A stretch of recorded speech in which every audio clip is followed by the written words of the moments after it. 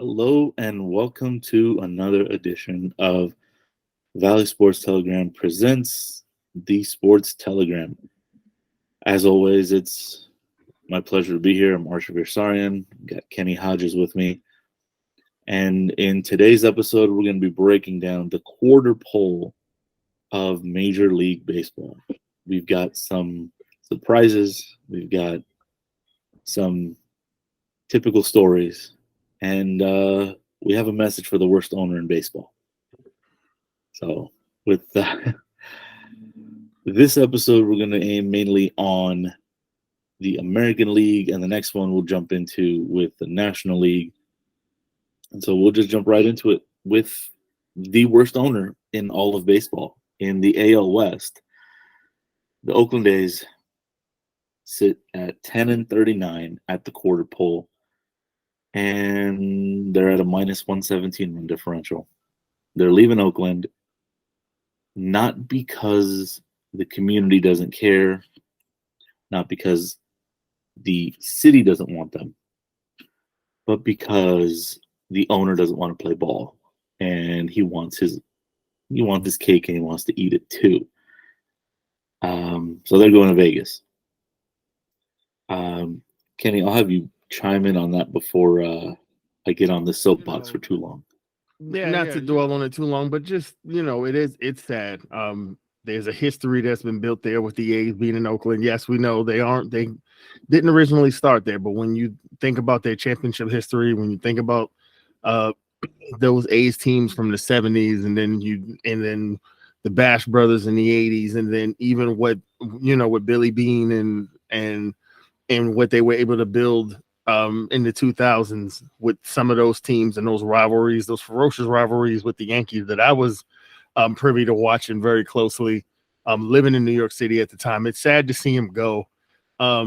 This owner and this ownership group just hasn't done right by the team in that city, and now they're going to take their ball and they're going to go to Vegas. And I mean, yes, conventional wisdom would tell you that they're going to be probably pretty successful there, because of how sports has sort of become the new boom in Vegas. But it's just sad to see Oakland lose the last of their franchises. Yeah.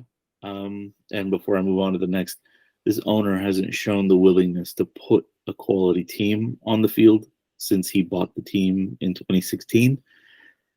So I don't know if he's willing to spend any money on this roster in Vegas. Only time will tell when they make the move.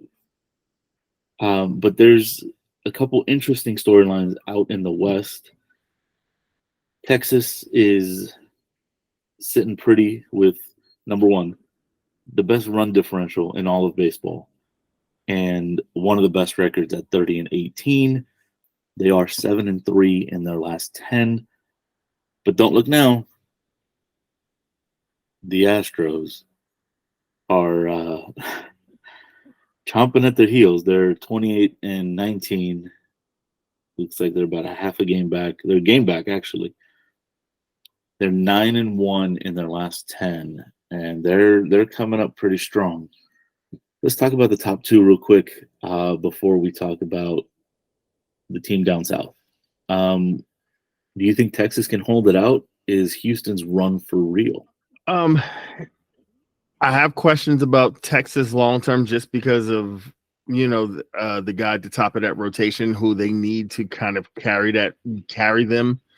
If they're going to wrestle the West away from the Astros.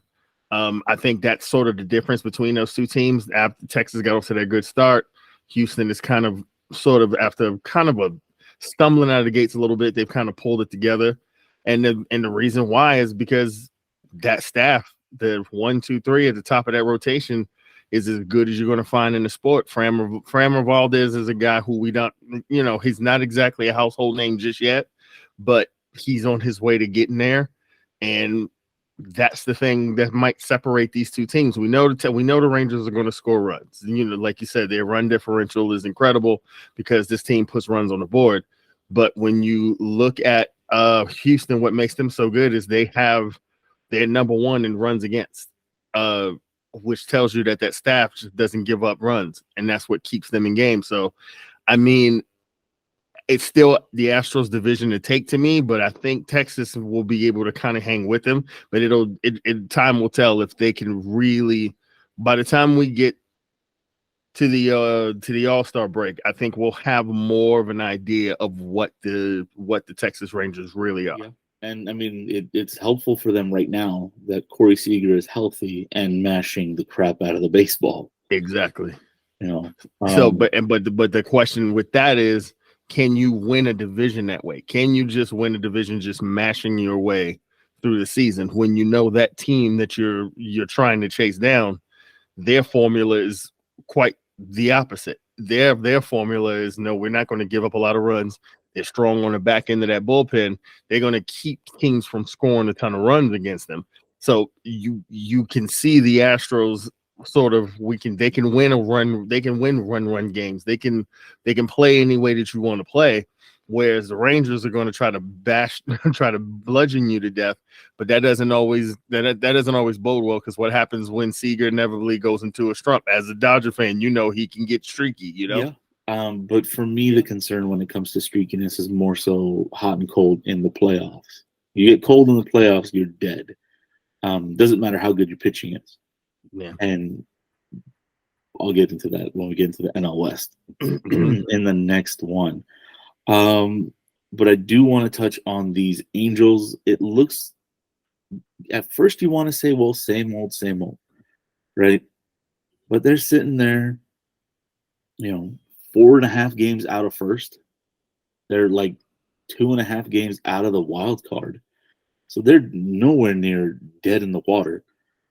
They've got a positive run differential. They're playing .500 baseball right now.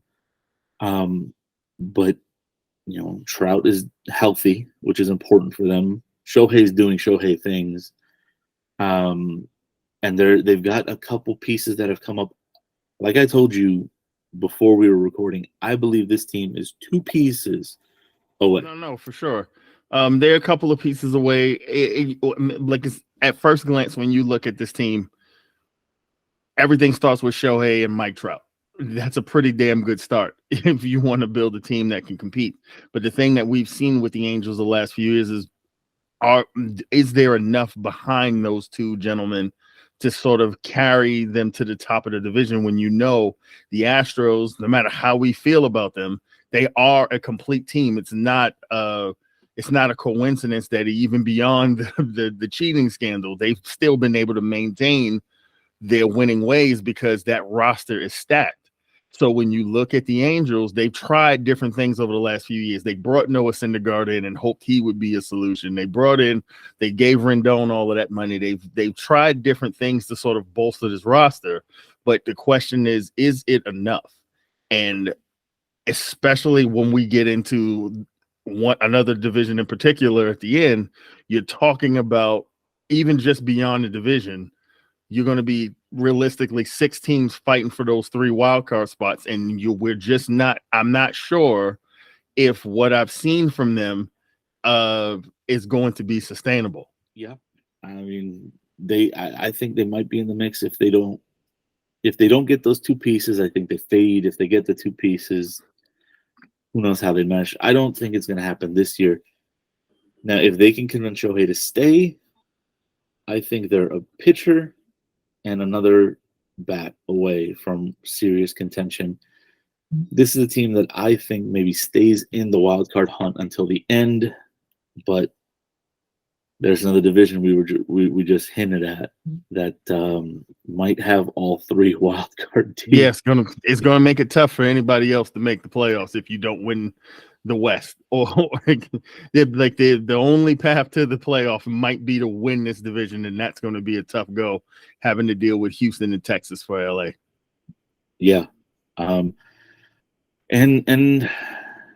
tough go is essentially everyone playing in the AL Central. The Twins are 2 games above 500, and everybody else is below. Detroit is 21-24. Cleveland is 21-27. Chicago's 10 games under, and Kansas City is, surprisingly to me, giving Oakland a run for the worst record in baseball. And I don't know if anybody really wants to win this division. The Twins have been hot and cold all season. They haven't been able to put any really big runs together. I'm sorry. But they've got a 3.5 game lead on the division, so it's theirs for the taking if they can keep it going. Yeah, the story in this division is there anyone who can challenge the Twins? And I think the early answer to that is no. Who knows what the Guardians do? The Guardians do have some pieces that excite you when you're talking about Jimenez and Rosario up the middle, and you know what you're going to get out of Bieber and those boys, and J-Ram. But yeah, that roster is just not complete enough to really compete with the top teams in the American League. And for the Twins are going to rely on their pitching. They're going to rely on their pitching all year. That's what has kind of kept them afloat when their bats have been inconsistent. So I just don't think when you look at the other teams in that division, either there are too many holes, there's too much inconsistency, or a couple of these teams just skew young. Detroit is showing you flashes of what could be in the future for them, but they're not ready yet. The Royals just can't seem to get out of their own way. They have a couple of exciting prospects that are fun to watch, but that roster's not really built to compete. The White Sox have just been a disappointment in terms of what we thought they could be from a couple of years ago to what they've sort of developed into. I just think it's a one-team race in this division. I think it's probably the Twins. I wouldn't expect much from them by way of the postseason. When we get there, who knows? Maybe they'll make a move or two, but this is a one-horse race in this division. Yeah, essentially. And I mean, even then, I was looking at kind of their strength of schedule and what they've played. Mm-hmm. The Twins really won't stack up outside of their division. It'll be a banner they can hang. They won a division. That's a cool pennant for them. It's something they can show their fan base that, hey, guess what? We're doing things. But outside of that, I can't see them really knocking off any of the big boys in the AL. And speaking of the big boys in the AL, they all reside in the American League East. We talked about Tampa Bay's hot start in our first episode. They were 13-0, and then they got swept by Toronto. And then Baltimore got hot, and now you've got them neck and neck at the top of this division. Let's get this rundown. Tampa Bay is 35-15. Right? They've got the second best run differential in all of baseball behind Texas. Baltimore is 31-16. Sorry, but they're 7-3 in their last 10. They're coming on. The Yankees, 29-20, right there, 8-2 in their last 10. Boston is 26-22, and the Blue Jays are 26-23. You could take Boston or Toronto and put them in the AL Central, and they're automatically the best team. Yeah, this division has been ridiculous to begin the season, to say the least. There was a stat I just recently saw that this is, as a division collectively, this has been the best winning percentage to start a season in the modern era. That's just to tell you how good or how much quality baseball has been played just coming out of the AL East alone. And yeah, you take whoever finishes in the bottom of this division, they would be probably in contention or probably easily at the top of the Central Division because of the lack of quality and lack of depth of good teams there. And it's going to be a dogfight all season. Like I said, Tampa Bay Rays are for real. We know that. the young dynamic talent on that roster is incredible. But when you look at what the Baltimore Orioles have been building the last couple of years, now being led by a young budding superstar catcher in Adley Rutschman, with great veteran players like Cedric Mullins, really sort of kind of anchoring the entire team, sort of being the backbone of that whole situation. Now all of a sudden they're developed now pieces that they weren't even counting on that are starting to develop, like the reliever Yanier Cano. They've got rotation pieces, they've got bullpen help, they've got young players that are coming up and sort of living up to their potential. So it's almost as if Baltimore is sort of on hitting that sort of track that we've seen with Tampa of, no, we've got young players who are ready to compete and win right now. And when you're talking about that, you also have to throw the Yankees into the mix, where you've got Anthony Volpe, who's come up and he's going to be in the running for Rookie of the Year. So this division is just stacked. And even a team like Boston, who we thought might be the cellar dweller, just based on what we saw from the other teams, they're right there in the mix, and and are fully capable of taking 2 out of 3 from any of those teams that are in front of them. And the same thing with the Blue Jays. The baby Jays just continue to build, and they've added pieces like we talked about in that first episode, where Tampa Bay was undefeated and they went in there and then they rocked them. And I mean, as the time of this recording, they rocked Tampa again last night to kind of let them know, like, hey, just because we're sitting in 5th doesn't mean that we are any sort of pushover. So this is going to be a back and forth division all year, especially now with balanced scheduling, where you only are going to play your division rivals 13 times. So every one of those games are going to count. And I think this is going to be neck and neck. I think we're going to see a lot of movement between the top 3-4 teams in that division. And I wouldn't be surprised if all of them finish above 500 the way they are now. Oh, yeah, this division is really playing itself into one of the strongest ever. Looking at the battle up at the top, and the Jays are just coming together as a young team. They seem to have Tampa Bay's number this season. There's the sweep early in the season, like you just said, the way they beat them last night. Even if we eliminate the 9th inning, they beat them handily. So, and that's the thing you can say with any of these teams in this division, right? Because the Yankees can't beat them. It's whenever there's been a big 3-game set that the Yankees need to get 2 out of 3, they can't do it against Tampa, whether it's at home or on the road. Toronto's giving Tampa a hard time. Baltimore just went into Toronto and gave them a hard time. Boston, and then again you get enamored with those 4 teams, and then here comes Rafael Devers to go crazy on you in a series, and now now you're talking about, well, Boston just took 2 out of 3. So, and then on top of that, what's going to kind of stoke the flames of these teams just sort of saying neck and neck is when you have a team that is off to a historically bad start, the worst we've seen since 1932 in the Oakland A's. Then you look at 4 weak teams, at least 4. I mean, you can throw the Twins in there too. 5 weak teams compared to what these teams are in the AL East.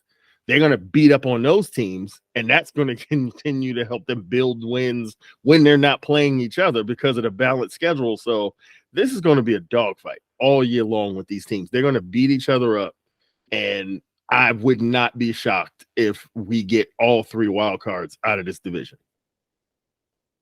I wouldn't either. And I mean, looking at the current standings, right? Houston is in there. So that would be my kind of caveat. I think ultimately maybe 2 of the 3 wild cards come out of the East and the other one comes out of the West.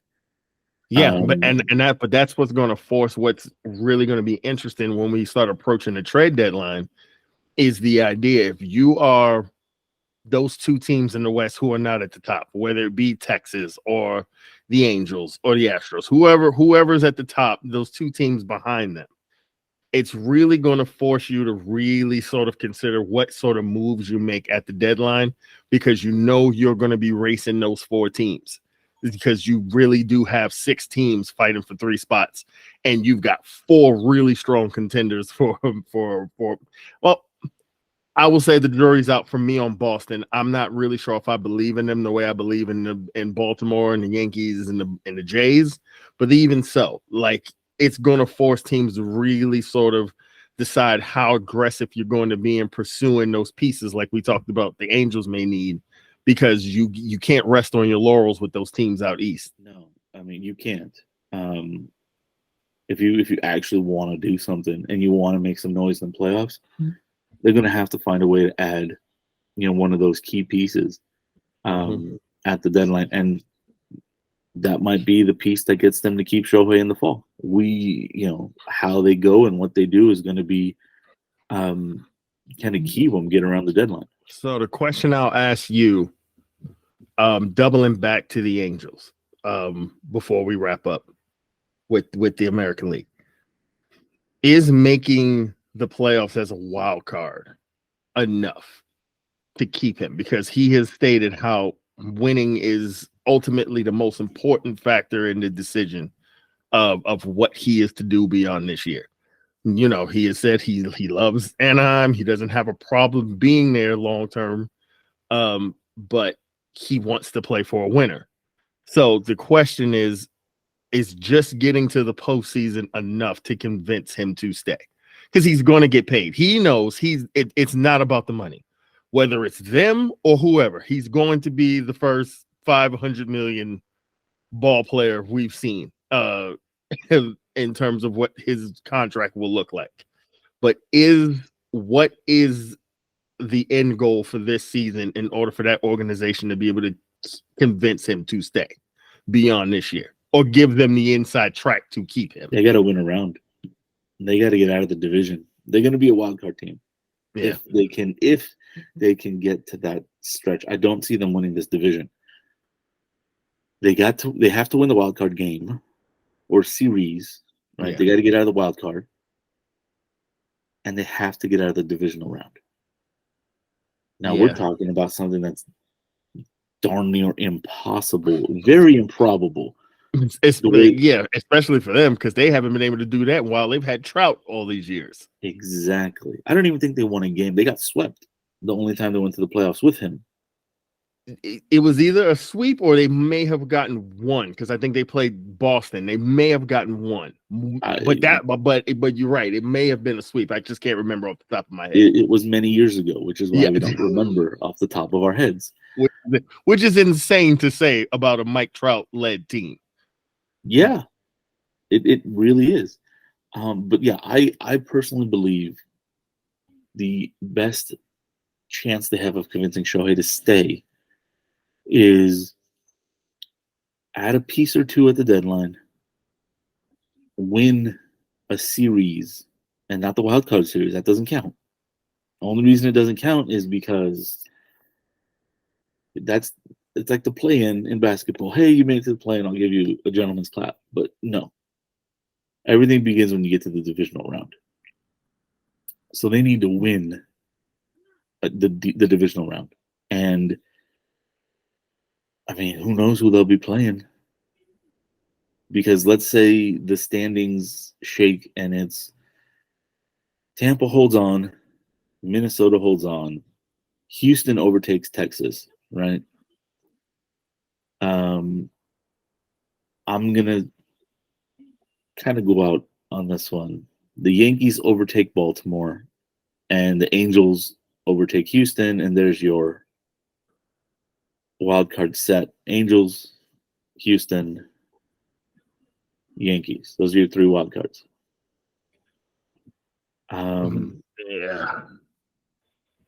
Or it's Angels, Orioles, Yankees. Right? Yeah. Either way, if it's Angels, Orioles, Yankees, the Angels are probably the bottom wild card.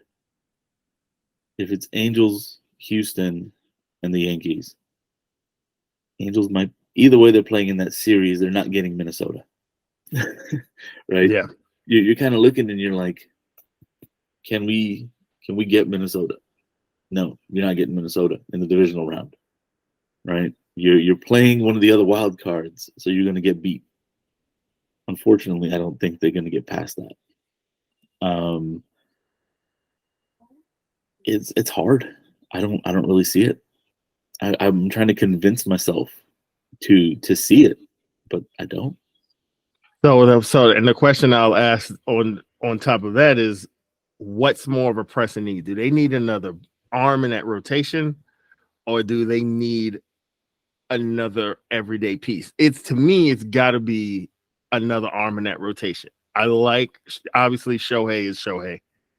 Patrick Sandoval has showed you that he's a serviceable guy, but I don't think he's a number 2 in a rotation. Honestly, if I'm the Angels, I'm calling the White Sox and seeing what it would take to get like a Dylan Cease to put in that rotation in between Sandoval. And because if you go and you could find a way to get a guy like that to stick in that rotation behind Shohei in between Sandoval and really have a real 1-2-3 that can compete at the top of that can compete in that division with what the Astros are going to throw at you. One, I think that would show Shohei they're serious, and that would give them a better chance to sort of really bolster their chances of being a strong playoff team. But they've got to do something. I agree with you. This roster is just not – it's not going to cut it as it's currently set. And if they intend to make any noise, they got to go. They got to get another big piece in here. I think they need a bat and an arm. I don't think they need just one. I mean, if they bring you're right. As Rendon goes on the 10-day DL again, I mean, yeah, they need and mind you, the Renfroe move was good. He's been good for them. Taylor Ward has shown you he's developing into something. That Zach Neto kid is the real deal. But yeah, it's just when you look at the Astros and look at what Yordan Alvarez just did the other day, I'm like, no, like it's not enough. You need more. Yeah, I think they need another infielder who can hit for average. Yeah, I don't think they're really looking for power. I think you need someone who can get on base, who can move people over. You don't need a middle of the order masher. No, right? You have those. Someone, you've got Trout and Ohtani. Exactly. You need someone who's going to either anchor the bottom half of this line, and I think that's namely where they need someone. Mm-hmm. Someone to sit in that 7-8 hole. Yeah, to help turn the lineup over. Exactly. Yeah.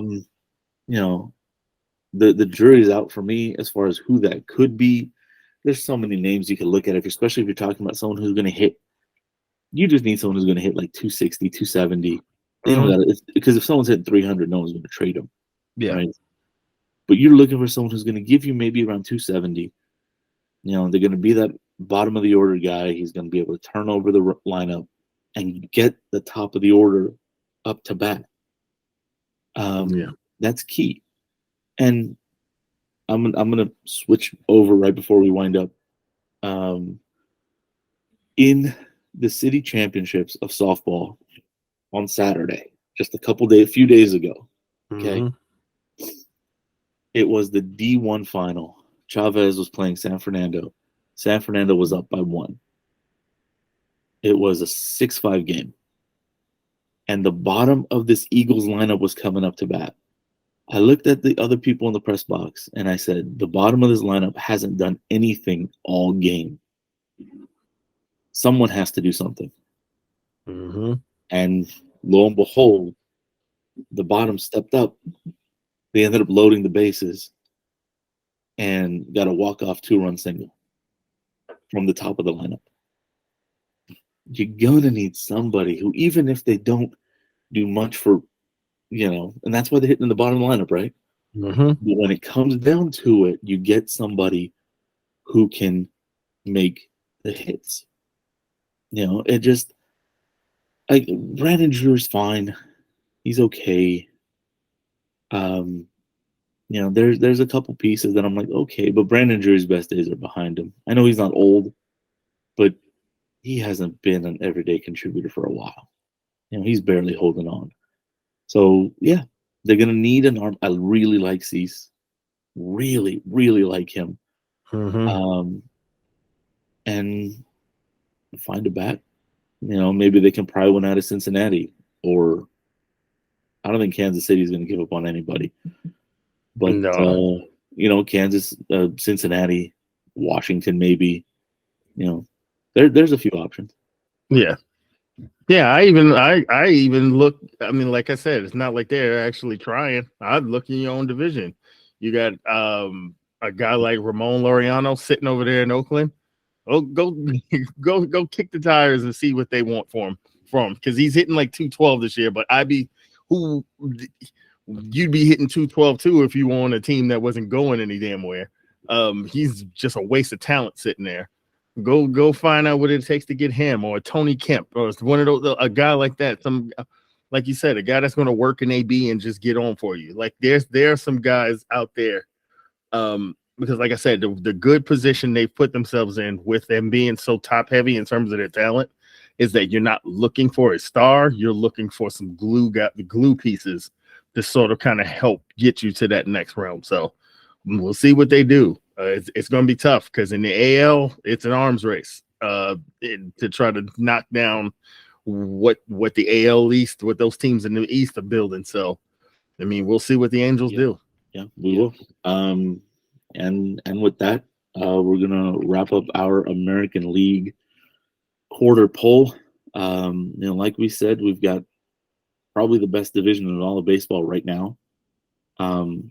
Best one I've seen in a long time.